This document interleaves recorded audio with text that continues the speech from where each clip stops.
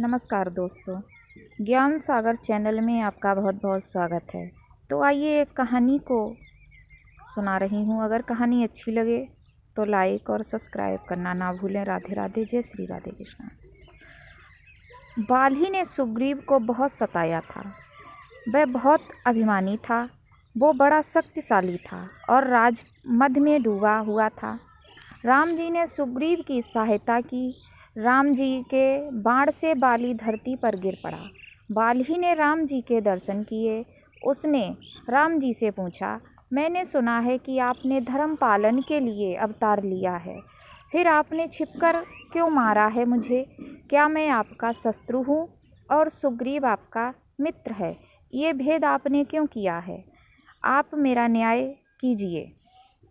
आज बाली भगवान से हिसाब मांग रहा है। भगवान ने बाली से कहा है, सुनो बाली, पहला भाई की स्त्री, दूसरा पुत्र की स्त्री, तीसरा बहन, चौथी कन्या, इन चारों पर बुरी नज़र रखना अधर्म है। ऐसे पापी को मारने से पाप नहीं लगता है। हे बाली, तुम्हें अपने बल पर बड़ा अभिमान हो गया था।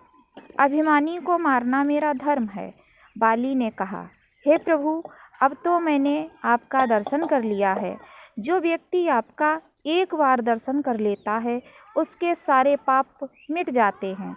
अगर अब भी मैं पापी हूँ तो आपके दर्शन की महिमा कम हो जाएगी। मैं पापी था पर अब पाप से मुक्त हूँ।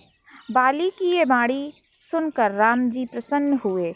उसके सिर पर हाथ फेरते हुए कहा, तुम चाहो तो मैं तुम्हें अमर कर दूंगा। बाली ने कहा, नहीं, मैं अमर होना नहीं चाहता हूँ। आपका दर्शन, आपका स्नेह और आपकी ऐसी करुणा बड़े बड़े ऋषि मुनियों को भी प्राप्त नहीं हो पाती है। मैं बहुत भाग्यशाली हूँ जो मुझे आपका अलौकिक तेज देखने को मिला है। हे प्रभु, कृपा निधान, अब मैं जीना नहीं चाहता हूँ, पर ये वरदान चाहता हूँ कि मैं अपने कर्मों के बंश जब भी जहाँ भी जन्म लूँ, मेरा मन आपकी भक्ति में हो, आपकी सेवा में हो। मैं हर जन्म में आपसे जुड़ा रहना चाहता हूँ।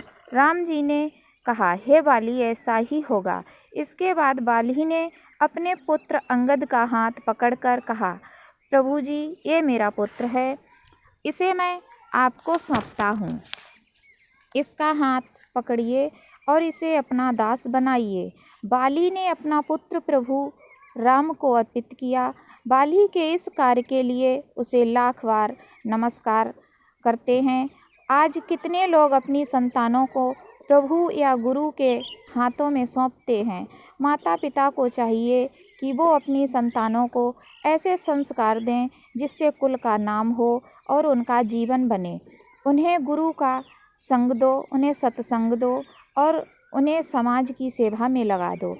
बाली ने अपना पुत्र राम जी को सौंपकर बहुत बड़ा कार्य किया। बाली ने शांतिपूर्वक अपने प्राणों का त्याग कर दिया।